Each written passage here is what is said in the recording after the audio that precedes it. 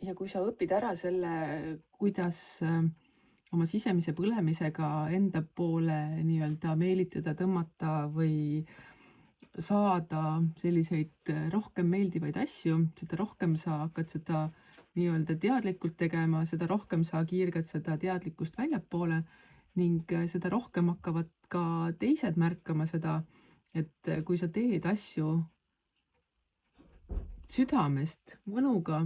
siis need tulemused tulevad tunduvalt paremad, sulle tulevad rohkem võimalusi, sulle tuleb rohkem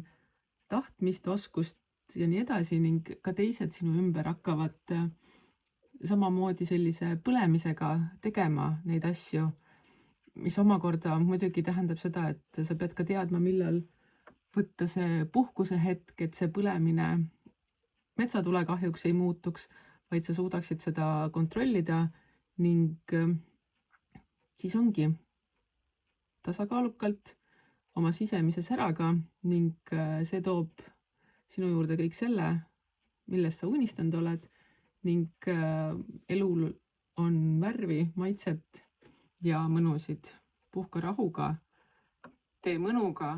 ning usalda elu.